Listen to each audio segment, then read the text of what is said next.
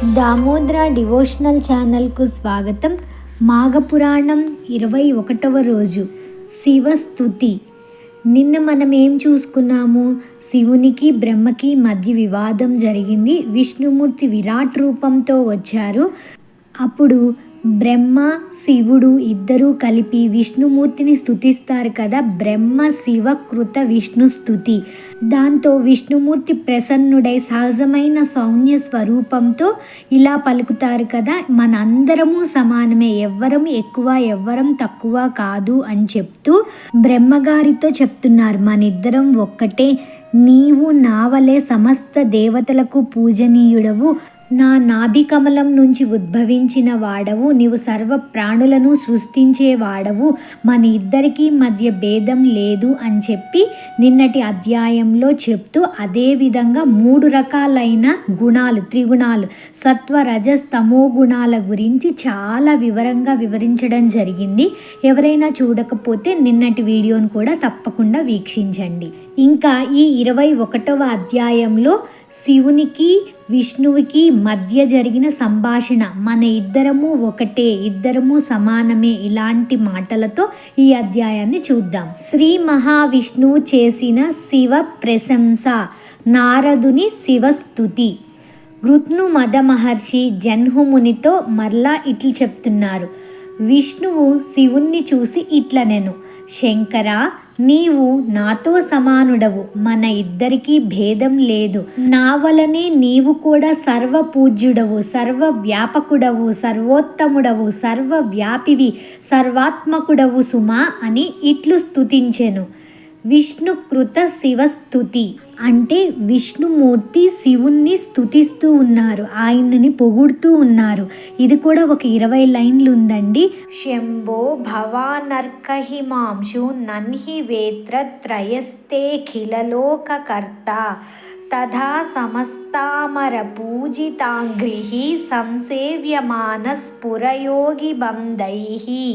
ఇలాగా చాలా పెద్ద స్తోత్రం ఉందండి. శంకర, నీకు నాకు భేదం లేదు, వేదాంతవేత్తలకి ఇది స్పష్టంగా తెలుస్తుంది. నేను నారదునకు నీ మహిమను చెప్పగా అతడు నీ అనుగ్రహంకై తపం ఆచరించెను, నిన్ను దర్శించెను, నీవు అతన్ని అనుగ్రహించితివి. నారదుడు నిన్నెట్లు స్తుతించెనో గుర్తున్నదా?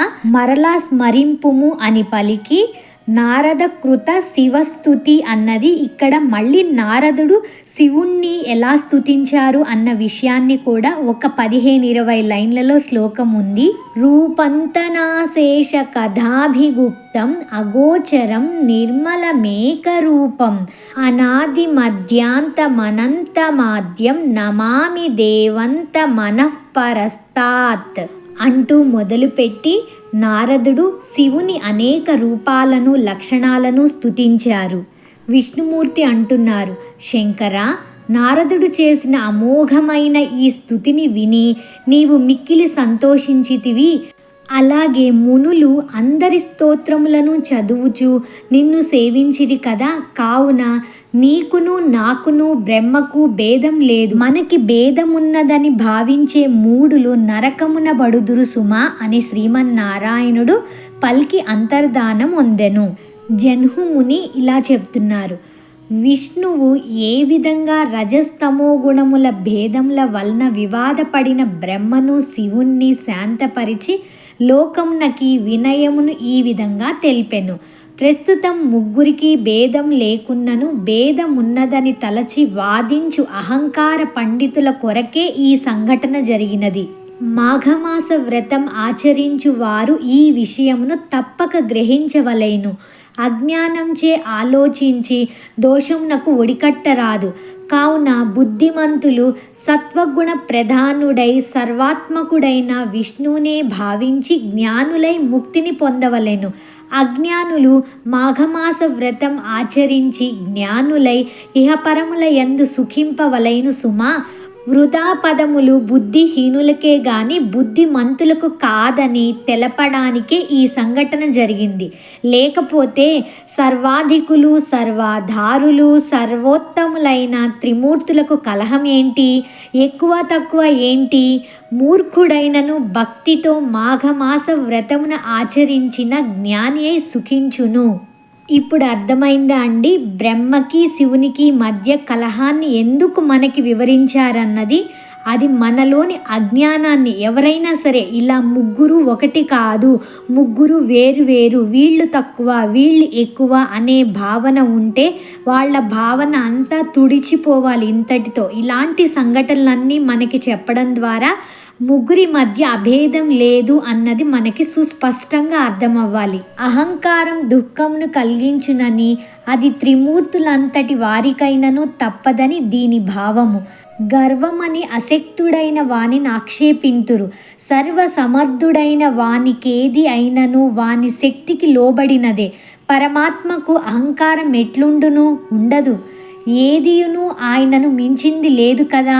జ్ఞానం కలుగవలననే ఉద్దేశంతో భగవంతుడే ఇట్టి సంఘటన ఏర్పరిచి మన వంటి మూఢులకు అహం ఉండకూడదని తెలిపెను. కావున గర్వమును, సిగ్గును, అభిమానమును విడిచిపెట్టి బుద్ధిమంతుడు మాఘమాస వ్రతమును ఆచరించి విష్ణు కథలను విని తరించవలెను.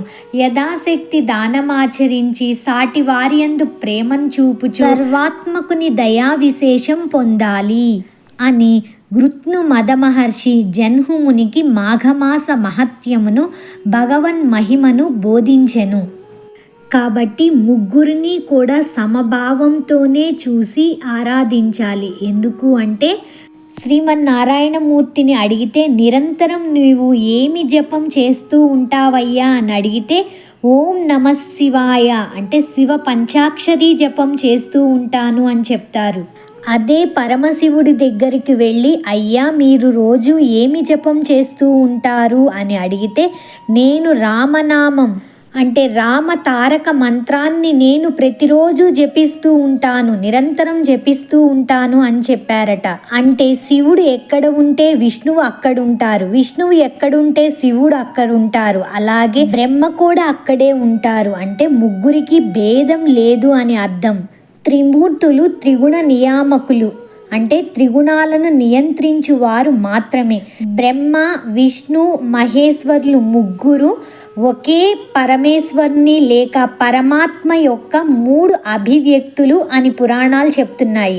కాబట్టి ఆ పరమాత్మని లేక ఆ పరమేశ్వరుని రూపాలే కనుక ఎవరినైనా ఆ పరమాత్మ భావంతో, ఆ పరమేశ్వర భావంతో ఆరాధించవచ్చు. ఒక శాస్త్ర వాక్యం ఉంది కదా, ఏకో దేవ కేశవోవా శివోవా అని ఉంది కదా. ఆ పరమేశ్వరుణ్ణి శివునిగా అభీష్టంగా ఆరాధించేవారు శైవాగమనంలో శివపురాణాల్లో ప్రమాణంగా తీసుకుంటారు.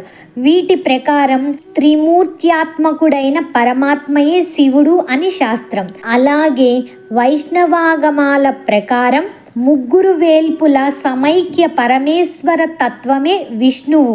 అలాగే శాక్తేయ శాస్త్రాల ప్రకారం జగదంబ బ్రహ్మ, విష్ణు, శివాత్మిక ఇలా పూజిస్తూ ఉంటారు. అంతే తప్ప శివుడు వేరు, విష్ణువు వేరు, అమ్మవారు వేరు ఇలా వేరు కాదు, అందరూ ఒక్కటే. తిరిగి రేపు 22వ అధ్యాయం క్షీరసాగర మథనంలో కలుద్దాం. సర్వం శ్రీకృష్ణార్పణమస్తు.